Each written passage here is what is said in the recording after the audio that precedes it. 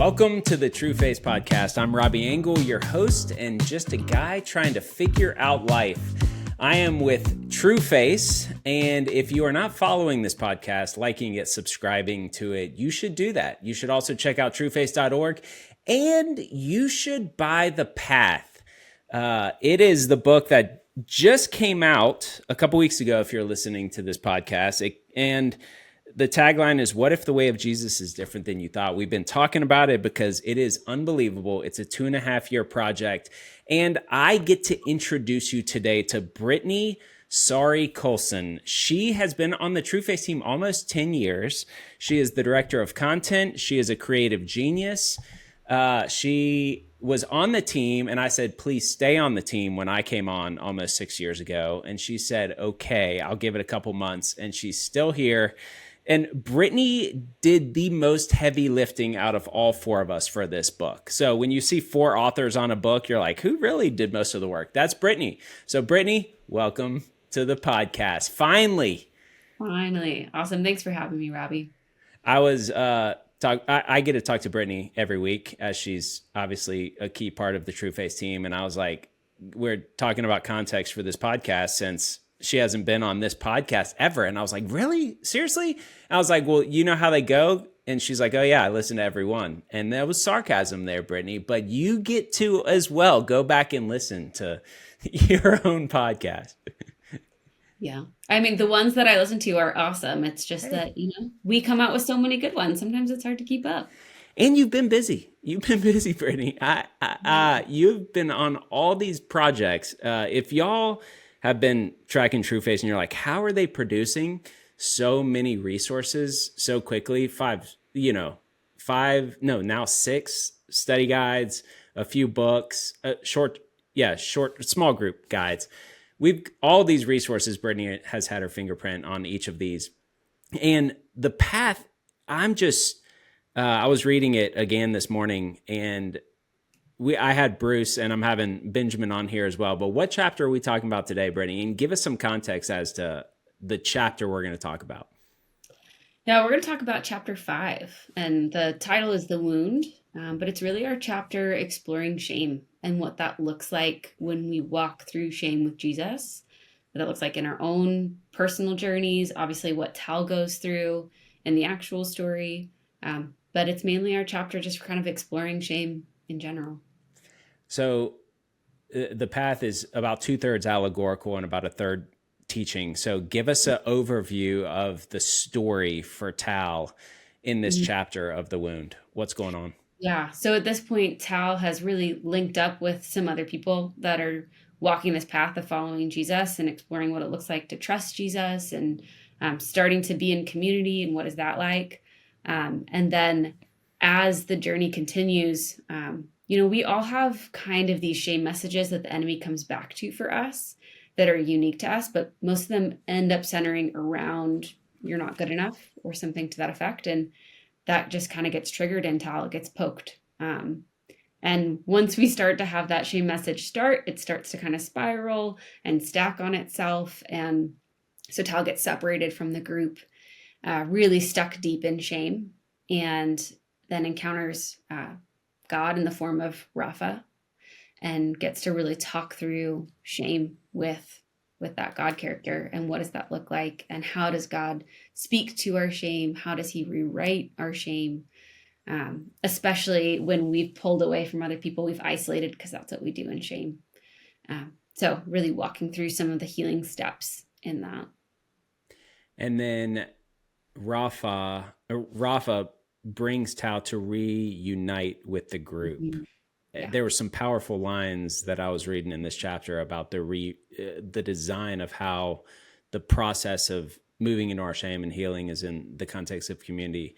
Mm-hmm. Finish out the story. So Rapha, there's a story of does each chapter have a God figure in it? Mostly. I mean, God is in every chapter of the story, but the way that we represent him is different. So, we have actually Jesus himself in chapters 1 and 2, and 3. Yeah. And 3 too. And 4, we have Rohi representing God as shepherd. In 5, we have Rapha representing God as healer.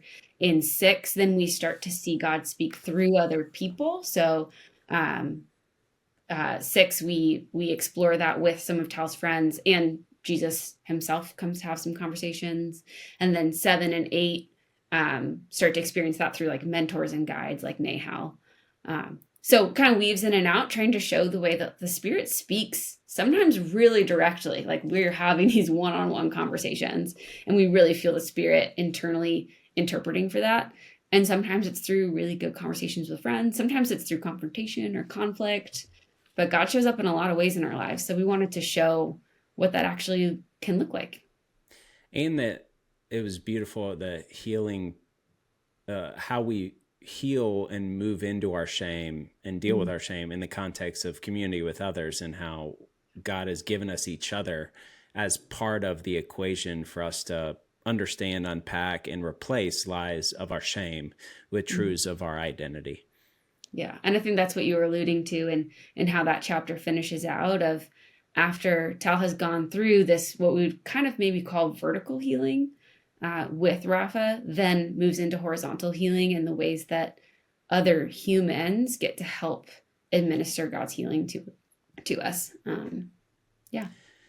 So I did not give much of an intro, but Brittany is also a licensed therapist. And so it's fun to have her on the team, as she's been around Trueface for forever. She was also a zookeeper.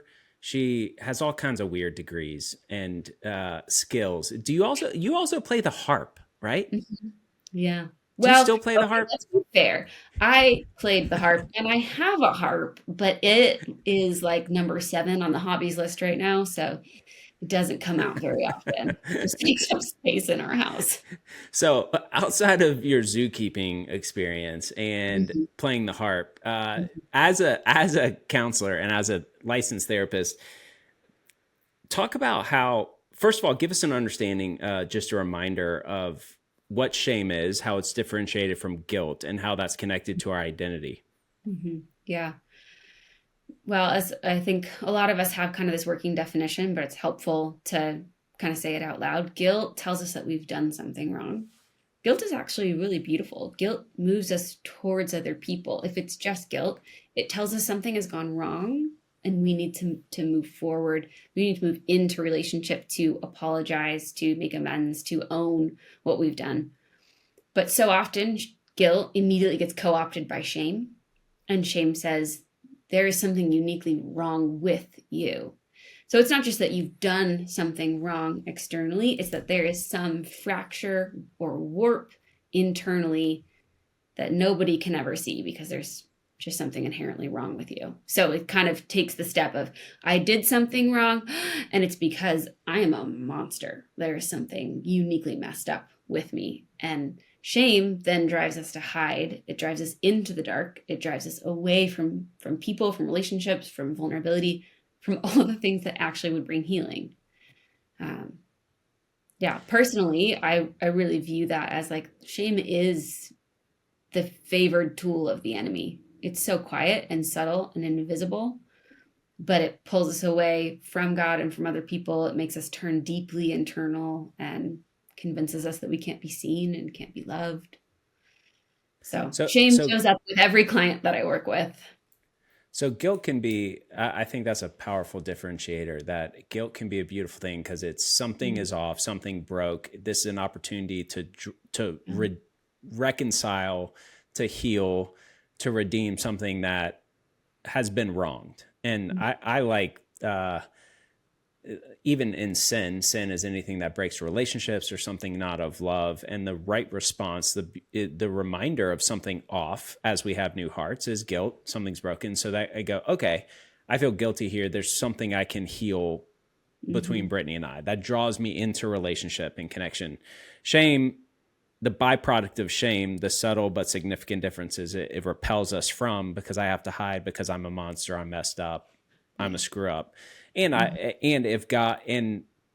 unpack further, like the hiddenness piece, just like Adam and Eve, shame leads to hiddenness. It repels us from relationship with God and others, because if they see me, they will affirm what I believe about myself.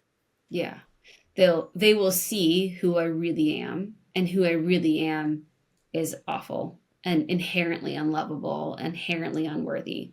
And so I have to cover that up. I have to hide that because I'm afraid that that's at the end of the day, when you peel it everything away, I'm afraid that's what you're going to find down at the core is, yeah.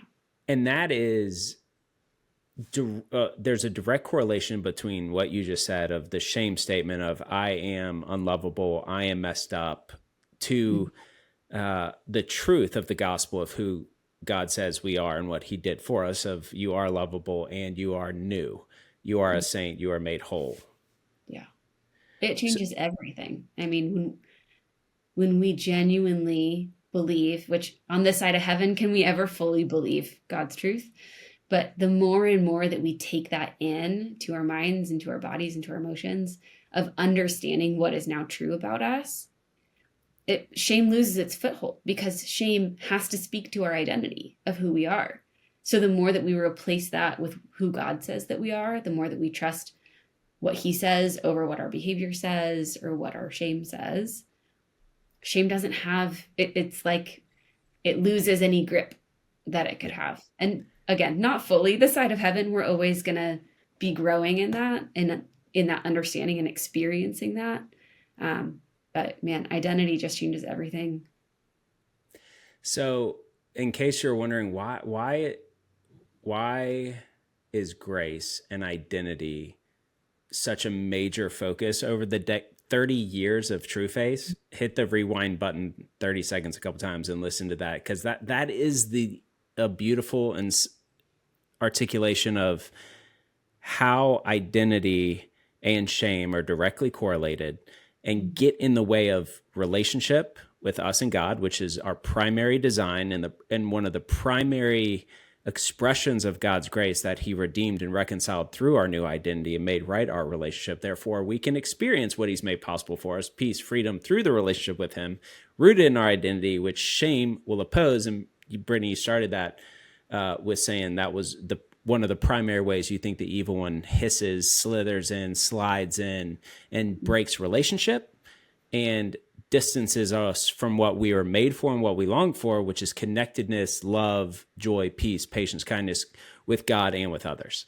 Mm-hmm. Yeah. And that's why in the path, we have the shame song as almost its own character, because it really is. All throughout Tal's experience, the shame strong, sometimes successfully and sometimes less successfully, tries to speak and speak about Tal's identity and purpose and worth, tries to just draw Tal into hiddenness and isolation. And so we intentionally really highlighted that because we want readers to see and experience how we have this one chapter on shame. Yeah. Chapter 5, we really dive into like, what does it look like to explore this in your own story?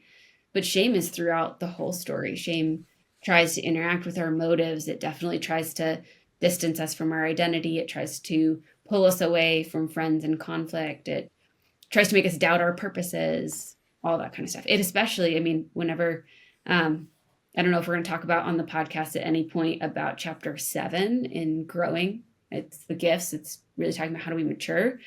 Man, shame really loves that. Really loves to try to get in the weeds there. So yeah, you'll see. Unpack that. How shame tries to get in with growth. Yeah, and give us a little context of chapter 7.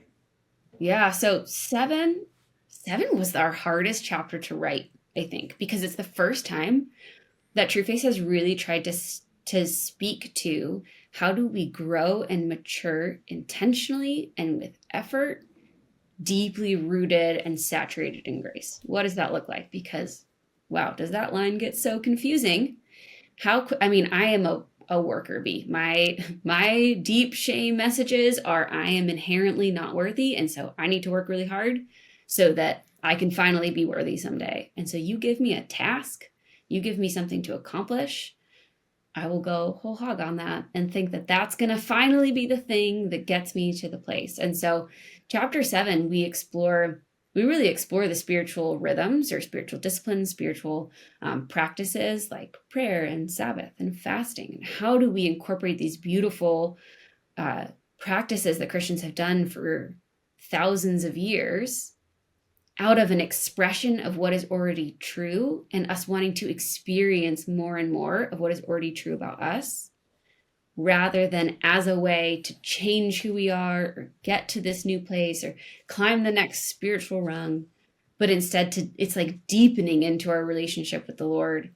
And how can we intentionally make space for that, make time for that, set aside effort for that, without ending up in that striving place, in that earning place, in that like, yes, I could buckle down and be so good at Sabbathing that I'm going to be somebody different. And I understand that. I mean, that is my draw. That's just like, again, that's my shame message, is to go towards doing something that can prove my worth. So we really as a team wrestled with, how do we speak about this beautiful topic of growth and maturity and deepening while being deeply rooted in grace. So yeah, I mean, I can give context for the story of it. That's just how I would kind of describe that chapter in general. Give us a teaser. How did we write that in an allegorical way?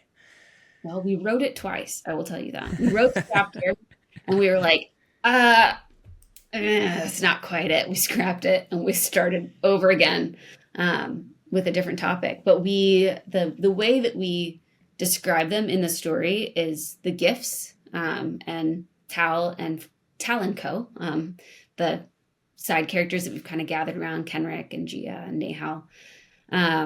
They find this book that has been passed down for generations in one of the characters' families, that describes these beautiful practices that followers of Jesus have done. And so they, as a community, as a group, start trying to figure out, what does this look like? How do we do this together? How do we do this while reminding each other of who we are? And so I would say it's one of the chapters that's closest to real life, as far as like, well, this is in our world, this is how we do this too. But we get to see it played out in these friendships, and they each have kind of their unique stories and bends, as far as like who leans more towards passivity and who leans more towards striving. And yeah. Yep. So the shame, dynamic that shows up, and each of us has our own shame kind of bent. And I think we've talked about Mike Foster's 7 primal questions. Each of us has a do we know our shame message that drives us? Because then we're more aware of when it creeps in, which for me, it creeps in every day. Like mine is, my primary shame is that I'm not a steward. I'm not stewarding what God has entrusted to me. So my life does not have as much purpose as I should have. And so at 42, I feel like a perpetual underachiever. And a lot of you listening are like, really, Robbie, that you've got awareness issues? But that's the way I've felt most of my life. I'm behind because I'm living in the potential of tomorrow, what I should do and could do. And so I'm perpetually behind. And therefore my shame is I'm not stewarding where I should be, what God's given me. And that leads to anxiety and pressure. And that results in the subtle difference between me earning versus effort, and the motives of why I then go about my day the way I do and all those other things. But as a therapist, you alluded earlier to, this is all over all your clients and it shows up. And tell us about what you see as a therapist and how shame is in all of our stories and issues, and it just keeps popping up. I mean, yeah. Ultimately, all of the things that my clients are coming in about come down to, who am I and what does that mean? And so, of course, shame is going to show up, and it might show up like you were saying, like anxiety. It might show up like depression. It might show up like indecision, because I have to make the perfect right decision. And if I don't, then everything's going to fall apart, because I have to be perfect in order to be worthy. And when you peel back, I often talk about like the weeds and the roots. Actually, that is a metaphor used in Beau's Cafe that I use a lot in therapy, that there's the stuff above the surface that we see. Those are all the symptoms that someone might come in with. And then beneath that in the soil are the roots. And eventually you always come down to a shame message. I mean, most people come down to, I'm not enough, I'm alone, or I'm not loved. Say those again. I'm not enough, I'm alone, or I'm not loved. And so then when we live out of those deep places, I mean, we will do incredible things. And some of us are more adaptive than others, but it's all the same thing. We're running so hard to find a way so that we don't feel that way. And our running might look different than other people. Our running might look like addiction, or it might look like depression, or it might look like overachieving, and it might look like overfunctioning. But I mean, I wouldn't know about that, but I can imagine. Yeah, I've never experienced that, but I've heard that overachieving can be a thing. That's right. Yeah. Another piece that's just interesting about shame, something I've been sitting with recently, especially in the office, is noticing that shame keeps us from the wound. What do you mean? Shame keeps us away from the actual pain, the actual thing that happened, by talking about, this is what it means about you. And so it will distract us. Like in sessions, we will be deepening to this place of, can we tell the truth? Can we have confession of just like, let's tell the truth of what this experience was really like for me. And then shame swoops in and takes my client out. And now it's just like, I'm just the worst. I'm a terrible person. I can't believe my pain isn't worth discussing because other people have it worse than me. It pulls them out. It's like this moment when that person and I are about to have a really honest moment with telling the truth of what something was like for them. And then shame pulls them out of it.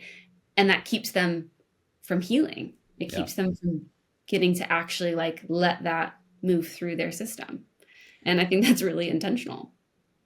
So that is an interesting principle, that the scream, the annoyance, the lies of shame distract us as soon as we get close to the wound, because we've got to go to the hurt in order to heal.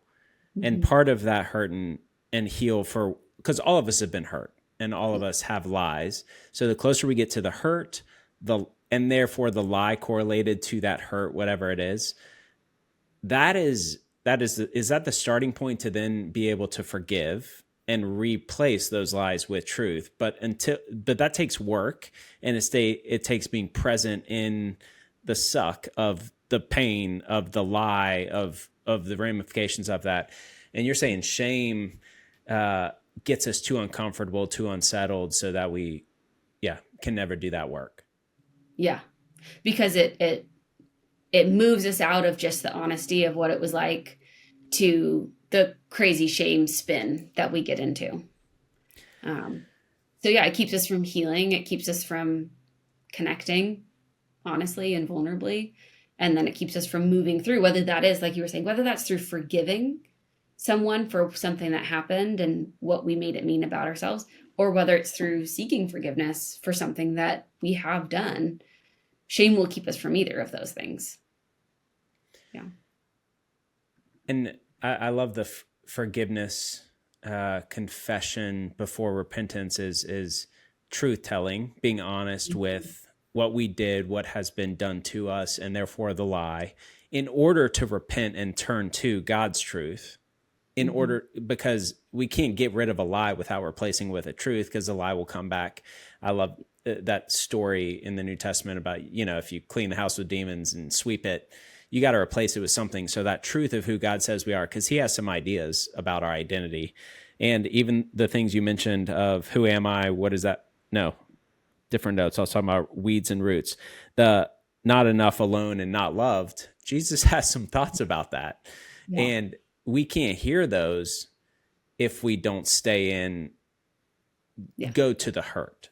Yeah. It's, if you think about it, like if you don't step back into that experience to tell the truth about it, you can't experience his presence in it, where he transforms that or changes that. Mm-hmm. Instead, we just kind of look at it from afar when we're in our shame.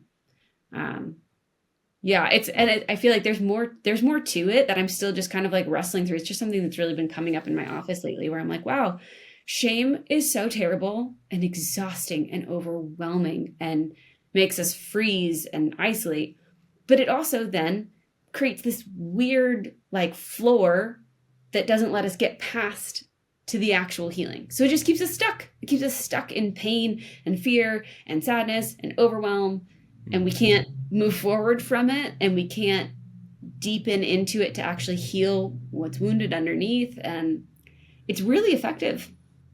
It is effective. Yeah. And it's also like, well, it's also what's so different about the gospel. Like, what really is so different about Christianity? Because we can, in counseling sessions and other religions, you can process and you can work on self identity stuff and this and that. But there's a limitation to that, where there's a floor where it will always have its foothold, shame, the lie, because if I'm still in control, because there's a limitation to that. Part of the, I mean, beautiful gospel of grace and why Jesus is so critical is that, like, each of those three things you said, not enough, alone, not loved, as the core kind of foundational shame messages, those are uniquely different with Jesus than anything else we could get to on our own, of trying to replace that lie with a better truth. Mm-hmm. Yeah, because without Jesus, we're replacing it with a truth that's still like in our own ecosystem, kind of, which you can experience relief from that and a lot of Yep. growth. Absolutely. But when you're actually resting on something stronger and wiser than yourself, something that can't be moved, that can't be changed, and that is your source for that truth, it is so much more powerful than when we just try to really tell ourselves good things, which again, like that can be helpful. I don't want to speak against that. That can also provide some growth and relief, but it's nowhere close to the magnitude of when we can connect in to who God, who is so much bigger, wiser, holier, outside of time, what he calls us changes everything. I was, Robbie and I were chatting a little bit before this, and I was sharing that actually yesterday I got to sit with a client who has a crazy amount of trauma, a lot of trauma as a child, abusive marriage. It's been a lot for this individual. And we were doing some deepening to be aware of like, where do we want to go? And, I have all kinds of trauma treatments, and where are we going to need to hit, and the time it's going to take. And I love that work. So that's fine. But while we were deepening, she just had this incredible moment of connection with the Lord, where he then walked her through all of these beautiful moments, starting at childhood up through now, of showing her where he was. Mm-hmm. Oh, I actually just get goosebumps just talking about it, and rewriting that story for her. Mm-hmm. And I got to just be silent and be out of the way and watch the Spirit move and work. And it wasn't because I got her in some place or I did something. It was just because the Spirit moved. And the amount that he can do in that 20 minutes of speaking to her shame, of showing her that she is not alone and was never alone. That's her inherent story. I mean, that's better than any therapy I could provide over years. Yeah. And so, and Tal really gets to experience that in the path. It was really cool just getting to be on this podcast today, knowing that like, wow, I just watched this happen in real life, in real time. Yep. For someone. And it's so incredible when he speaks to your shame and you allow him to speak to it, everything can change.